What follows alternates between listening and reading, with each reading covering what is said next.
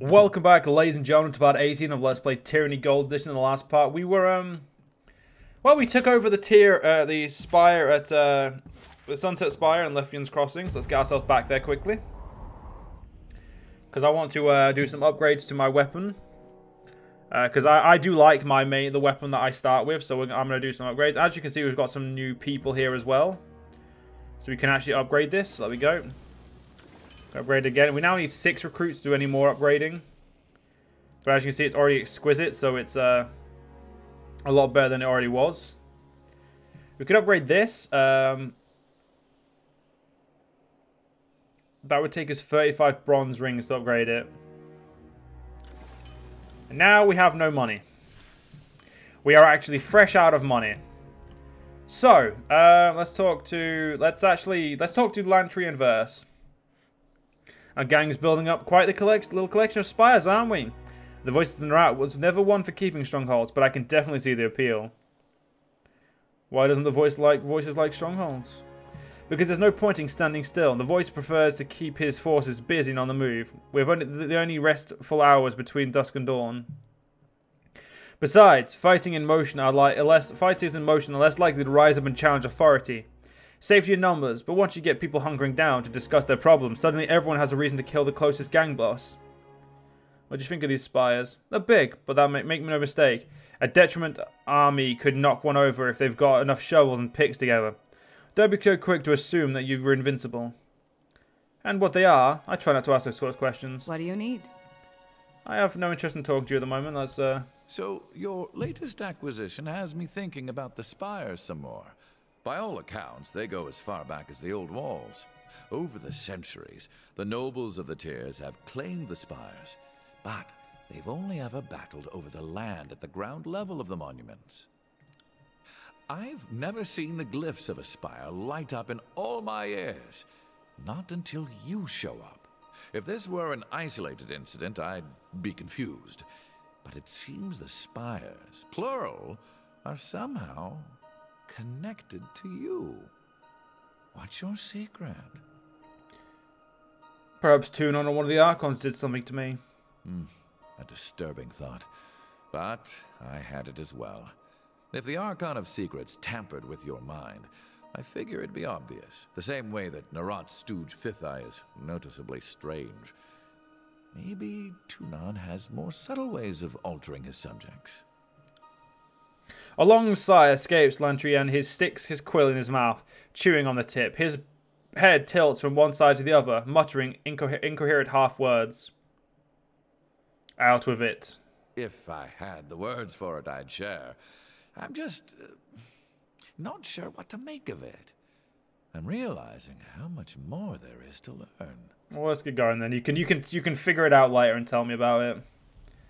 So, let's have a look at what he's got. So, this will eventually get some bit bigger and get some more stuff in here. The stuff I'm interested in is the artifacts. That's what I intend to get some done, like especially these with the Shadow Strike. So we need to get ourselves some hide mantle, and we need 1 iron ring. Which is easier said than done for me, because I like spending money. But first things first, we now need to look at our jobs. So right now, Vendron's Well, we just need to claim the rest of the spitfires. The Weight of Aegis, well, that's Barrack's thing, which at the moment, I don't know how I am going to get that done, but while sticking to our character. But at the moment, going to talk to Graven Ash and Iron Heath is pretty much our go-to mission. I always do like to take Sunset Spire first because it's nicer. It's always good to have the second spire going so you can start upgrading some stuff. So you can start sticking to the equipment you've got and you don't really feel like upgrading. We've got a message from fatebinder Ruglius. Dear Galaris, your summonation is most fascinating. Thank you for sharing. You are certainly not one of the first to proclaim an edict. Many of us have been used to complete the casting of the Overlord's magic. And you aren't the first to break an edict. Though that list of names is a smaller, more exclusive list. What's curious though, living and recorded memory make no mention of someone who proclaimed and shattered the same edict. In that regard, you are an anomaly. The bad news is, The Archons know this, and will be suspicious of this distinction. Along with this parchment, I have included the contract information of the Honourable Fatebinder Mythios, an old peer of mine, and perhaps the most knowledgeable in the court on matters not taught to us by Tunon. Treat her with respect, and she will not betray your confidence. Best of luck, Galerius. I think things are about to get even stranger for you. Fatebinder Roglius.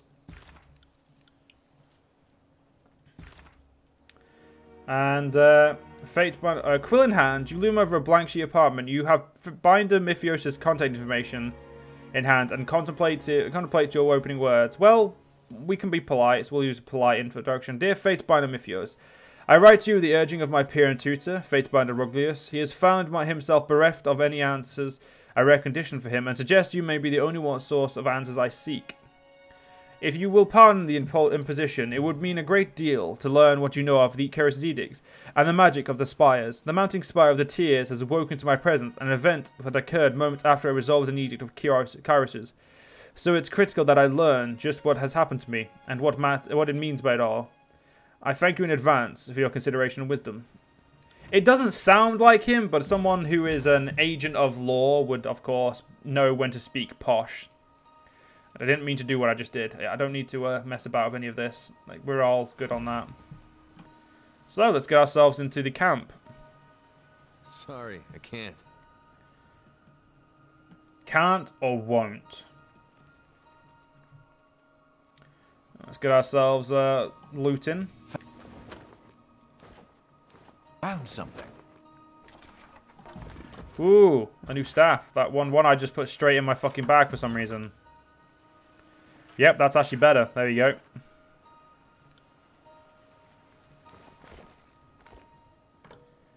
Yeah, it's just better cloth clothing, which is fine. Wait, is it cloth or is that leather? It's cloth, but it's still better than what she was wearing, so it's a win. I'm not gonna worry about all these little side quests we could do here. Or like side talking to people. It's not really anything we need to do.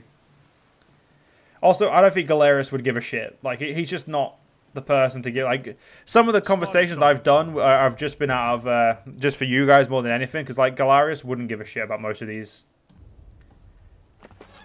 He's here to do his job, and that's pretty much what he's been doing. But let's go talk to the Graven Ash and see what he's got for us. Ah, yes, the Edict of Storms is fucking our accuracy, range damage and accuracy up. Oh, there's one more bit of loot we need to grab.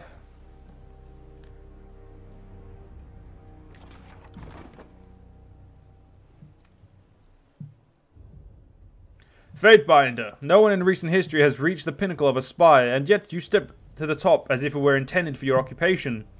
What do you have to say for yourself? They offer certain strategic advantages. So you only regard them as tactical bastions. Perhaps that is best.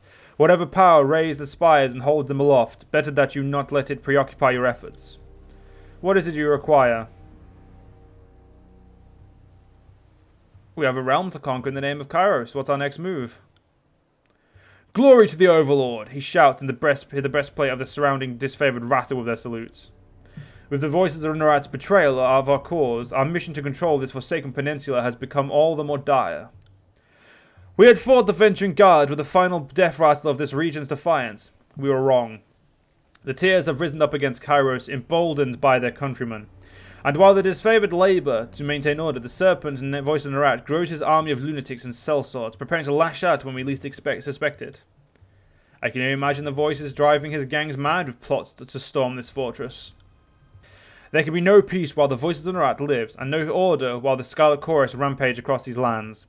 The elimination of chaos must be our first priority, then we'll have our time to govern the Tears, and as Kyros intended. Can I depend upon your support against the Scourge? What would you have me do?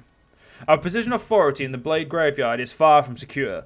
We need to establish ourselves in the region in order to cultivate our strength for the battle to come. As soon as I am confident in our chances, we will depart this realm and wipe the Chorus threat from the face of Tyranny. The Unbroken, former daughters and sons of Stalwart, vex our efforts to secure this region. The Edict of Storms offer them cover. They slip past our patrols in the light of day, hinder their movements. hiding their movements behind clouds of dust and debris. Kyros can cast his blight on the country to set an example, not to plague those of us loyal to the north. You must travel to Sentinel's Stand and seek out Straeudus Herodin.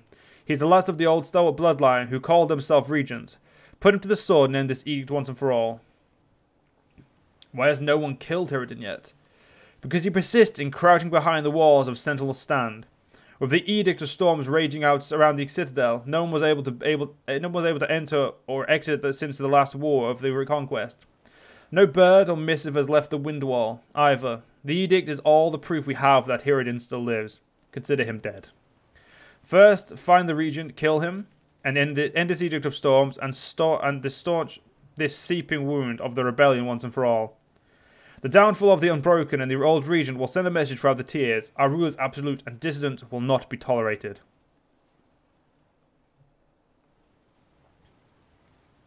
I will travel to Sentinel Stand and judge by my findings. If your perspective is as lawful and orderly as it ought to be, the right path should be seen clear. The Unbroken must be destroyed and the edict must end. Should you arrive at any other conclusion, I suggest that you stifle your opinion and follow orders like any good soldier. Well, I didn't actually mean to piss you off there, but... Alright. There is one final matter to discuss. My daughter went missing in the second year of the conquest. I have reason to believe she is trapped in the fortress of Sentinel Stand. If you can find Amelia, bring her home to me.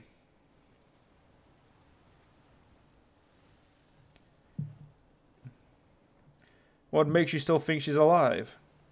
We have travelled together through this fallen, corrupt land. You are no doubt aware of the aegis I extend to my troops. It is the boon I grant to my northerners for loyal service and devotion to our shared cause.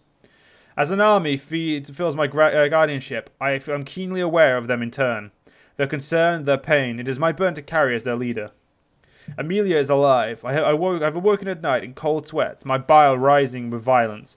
What torments she suffered at the hand of those stalwart animals, it is a mystery. I only want her restored to heal in the company of the Legion. If I find her, I'll ensure her self-return. That is all I ask. Amelia is but one soldier, yet if I had the forces to dispatch, I would make her retrieval my highest priority. She is a commander of the highest renown, and a paragon of northern values.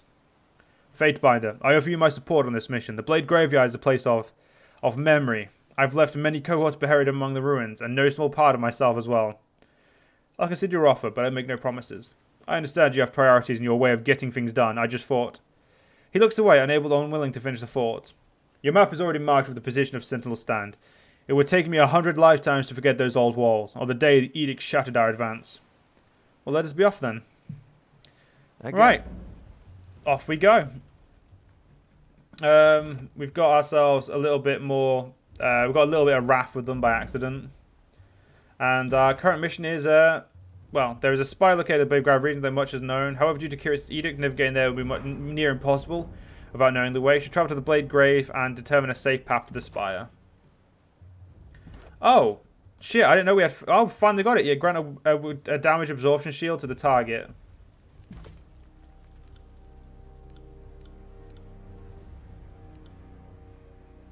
Oh, it's during... Yeah, with these... I forget that some of these abilities aren't just passives. They're actually abilities you have to activate. How close am I to level 8? Not close enough, apparently. I'm really upset that I could make Lantry really fucking high level. Let's get ourselves to Sentinel Stand. Your journey is interrupted by the feral hounds of a hunting pack of beastmen. Their leader is an impressive specimen, her mane black as night and her body scarred from battle.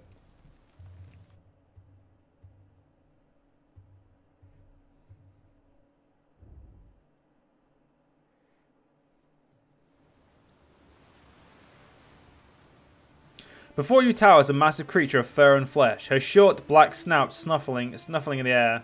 Know this scent. Stench of blood, sweat, battle, iron and death. Smells like alpha. Smells of strength. But is male. The beast woman cocks her head to one side, eyes bright with curiosity and red as fresh blood. Those eyes rove your body up and down, darkened with a sudden heat, with a look that a predator bestows its prey. Have been stalking human centrail. Have ranged many more than 5 nights through tribe and human territories of Tyr's land, hunting for human called fatebinder. for human who woke horizon rock called Mountain Spire. Have hunted hot high, cold low, wet dry. Traipsed far until paws bled, but always human who smelled of alpha evaded beast woman. Had to slink through shadows, fast, fast, quick, without rest to catch delicious prey at last. She tongues her blade sharp, discolored fangs, and exhales a pleased growl. Your markings must be from the Shadow Hunter tribe. Fatebinder knows tribes of beast women. Curious human. Male who smells of alpha and knows of Shadow Hunter tribe. Best tribe. Lost tribe of kills in shadow. Her eyes pin you with lust, the look of a wolf that's found a hare. Amusing, but I have no time for beasts or their foolish jests. Time. Only humans fret migrations of time. Why fear when sun always rises? When spring is reborn and winter always dies? Can howl more or can fight? The beast woman laves a fang fastidiously with her tongue. Laves, I think that is, yeah, that's laves. She combs a squirming brown beetle from her pelt and lazily grinds it between her teeth.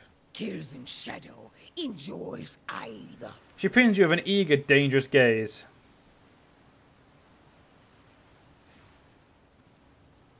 Introduce yourself properly before I lose my patience. Can Fatebinder not see? Beast woman, best hunter. Kills in shadow. Daughter of mystic brood mother, relict, alpha to pack of stone whelps. She huffs and sits back on her haunches, narrowed eyes, both curious and cross. Explain yourself, beast woman. What is it you want? Humans. She hacks, the beast woman's nostrils flare wide and her eyes brighten with amusement. No human called Fatebinder. Kyros breeds words on paper. Fatebinder binds words to earth and sky. Makes ground tremble. Makes night cry, blood and fire. Tribes of Kyros fear Fatebinder. Human Alpha claimed Horizon Rock called Spire, and Archons did not kill Fatebinder. Archons rolled over and whined, covetous. And what's your point, beast woman? Kyros hunts human realms to extinction. Rules tribe of blood and ruin, starvation and death. Seeks to slaughter beast women like prey. But beast women are not prey. Are not flighty, feeble-minded humans. Kills in shadow, spits a gob of towering mucus on the ground. Beast women are savage hunters. Bred to fight Kyros, like Fatebinder who smells of alpha. Strong always kill weak, then grow weak. Killed is migration of life. But kills in shadow is not weak now. Will not be weak for many long seasons. Will join Fatebinder and survive Kyros' tribe. If you want to survive Kyros, you'll have to survive me first. Challenge accepted. Will fight male who smells of alpha. Who makes beast woman's blood beat fast, fast, fast. Will lash, twist, tear, and mangle. Right. Fucking God, getting a low blow right there, you cunt. I just set you on fire. And I set you on... I froze you as well. Must suck to be you. So you fucked. As expected, my magic is still overpowered as fuck. Right. Are you afraid of death? Right. Oh, everything hurts. Okay, Barrick, you've used it already. First, just heal yourself, because you seem to be having a problem.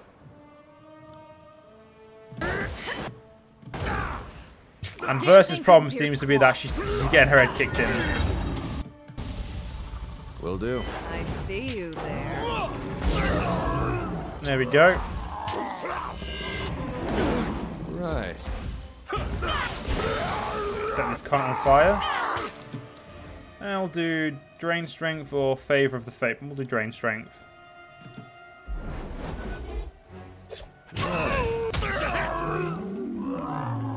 Kills and Shadow is dead. Oh, she's not. Battered and bloodied, the beast woman drops to all fours. She crouches low, barely rubbing the dirt as she ducks her head in a show of submission. Yield or die. Yield, yield, yield! Kills and Shadow yields to Fatebinder. Why have you tracked me down? Why get in my way? No human called Fatebinder. Kyros breeds words on paper. Fate Kyros hunts beast women are strong, always kill weak, then grow weak. Not killed is migration of life. But Kills and Shadow is not weak now. Will not be weak for many long seasons.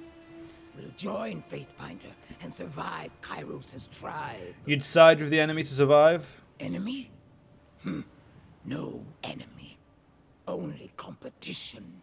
Only strong tribes and weak tribes. Only win or die. Adapt to survive. You know what? You're not my problem, so scram. Nope. Wrong. The beast woman snorts and snarls, rising up to her full height. Her muscles twitch and tremble as she digs her claws into the palms of her hands to stave her attack. Caution where Fatebinder treads. Kills and Shadow hunts with nothing to lose. Has lost brood and mates, tribe and lands.